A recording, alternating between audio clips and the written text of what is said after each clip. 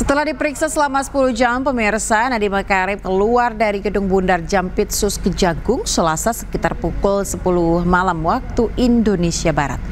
Nadiem tidak menjelaskan secara detail proses pemeriksaan yang dijalaninya. Menteri era Jokowi ini hanya mengatakan bahwa pemeriksaan berjalan lancar. Nadiem juga berharap kebenaran akan terungkap. Nadiem Makarim ditetapkan sebagai tersangka dalam kasus korupsi pengadaan laptop Chromebook di Kemendikbudristek 2018-2022. Saya yakin, alhamdulillah lancar proses pemeriksaan hari ini. Saya yakin dalam kurun waktu ini kebenaran akan terbuka. Saya mengucapkan terima kasih atas semua dukungannya. Jawab ya. Pak, apa Pak materi pertanyaannya Pak? Kita beralih ke informasi lain, pemirsa. Menteri Keuangan Republik Indonesia Purbayayudi Sadewa menolak usulan pembiayaan pembentukan Family Office di Indonesia menggunakan APBN. Ya, Purbaya menilai fokus penggunaan APBN harus pada program yang beri dampak langsung terhadap perekonomian nasional.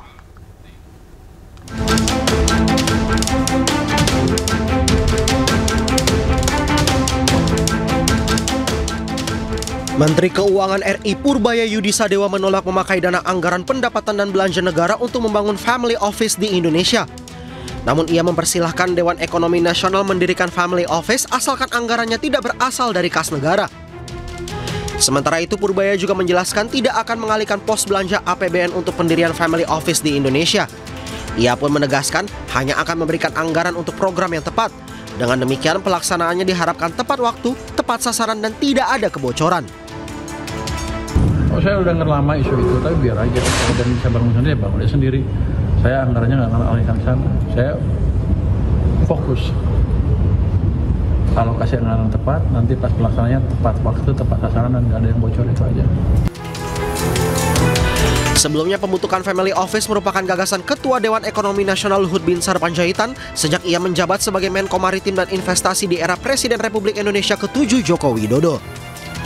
Family Office adalah perusahaan swasta yang mengelola harta keluarga-keluarga kaya. Rencananya pemerintah akan menetapkan Family Office di Bali dan IKN. Tim Liputan iNews melaporkan.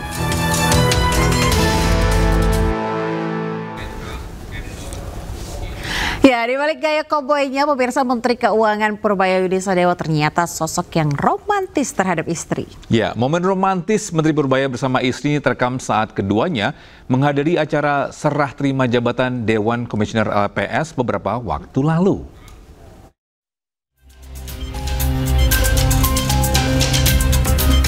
Gaya koboi Menteri Keuangan Purbayayudi Sadewa kerap menarik perhatian masyarakat. Di balik gaya koboinya ini, ternyata Menteri Purbaya juga merupakan sosok yang romantis terhadap istri. Momen romantis Menteri Purbaya bersama istri terlihat saat keduanya menghadiri acara serah terima jabatan Dewan Komisioner LPS beberapa waktu lalu.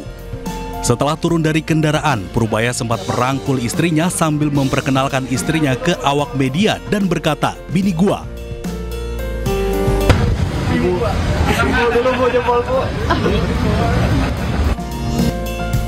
Bahkan video tersebut juga ia unggah ke akun media sosialnya dengan menambah beberapa foto berduanya dalam sejumlah momen. Sementara itu, ada momen menarik saat Menteri Purbaya sidak ke Bea Cukai Tanjung Priuk, Jakarta Utara beberapa waktu lalu. Menteri Purbaya dengan penuh canda bertanya makna lencana yang terpasang di seragam Bea Cukai yang ia kenakan. Ini makin banyak patroli laut, Pak. Apa nih? Patroli laut. Yang tadi patroli, kapal patroli tadi, Pak. Oh, ini? Ini narkotik. BPK. Anjing pelacak. Oh, tuh. Kita punya anjing pelacak. Iya. Oh, tadi nggak ke kandang ya? Iya. Saya pakai ini. Kan saya nggak ada mengenai anjing. Pembinanya, Pak. Pembinanya. Pemandu, Pak. Bapak bisa ngomong anjing ke ini. Iya. Makanya anjing takut. Bisa ngomong anjing. Pemirsa, Badan Gizi Nasional kembalikan anggaran 70 triliun rupiah yang tak serap ke Presiden Prabowo. Ya, sementara itu Menq RI Purbaya menyebut yang dikembalikan BKN adalah anggaran tambahan 100 triliun rupiah yang diajukan, tetapi belum dicairkan ke Menq.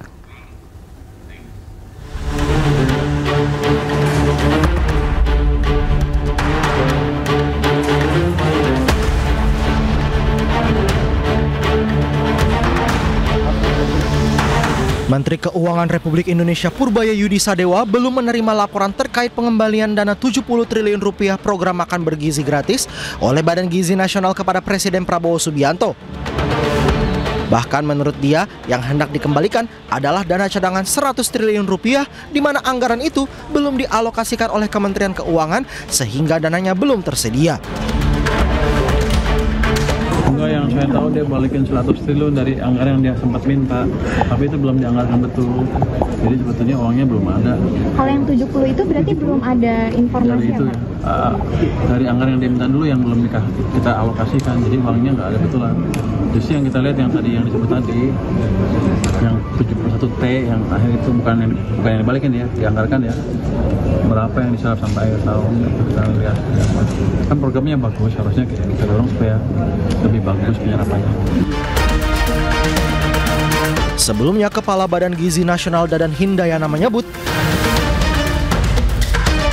tahun ini BGM menerima alokasi anggaran sebesar 71 triliun rupiah ditambah dana standby 100 triliun rupiah. Dari total itu, 99 triliun rupiah berhasil terserap, sementara 70 triliun rupiah dikembalikan kepada Presiden Republik Indonesia karena kemungkinan tidak terserap pada tahun ini. Tim Liputan iNews melaporkan.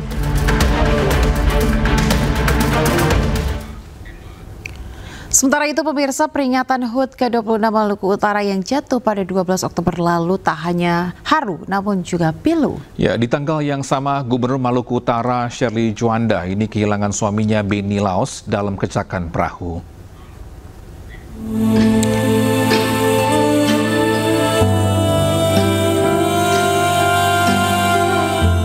Air mata Shirley jatuh karena di tanggal yang sama di tahun 2024, Shirley harus kehilangan suaminya, Benny Laos. Di depan warga Maluku Utara yang hadir, Gubernur Shirley bercerita detik-detik saat suaminya meninggal dunia. Almarhum pergi 12 Oktober putnya Pemprov Maluku Utara. Ketika kapal itu meledak, saya lagi dalam kapal, lagi mencari foto mana yang saya mau posting untuk mengucapkan HUT Pemprov waktu itu. Dan tiba-tiba ada ledakan dan saya terlempar. Saya berdoa dengan semua iman yang saya miliki sebagai ciptaan Tuhan. Bapak orang baik, Bapak menolong semua orang. Tidak mungkin seorang Benny Laos akan pergi seperti ini di tempat seperti ini. Tidak mungkin.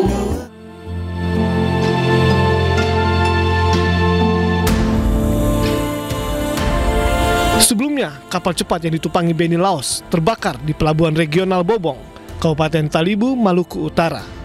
Dalam insiden yang terjadi pada 12 Oktober 2024, 6 orang dinyatakan meninggal dunia, termasuk suami Gubernur Maluku Utara, Shirley Juanda.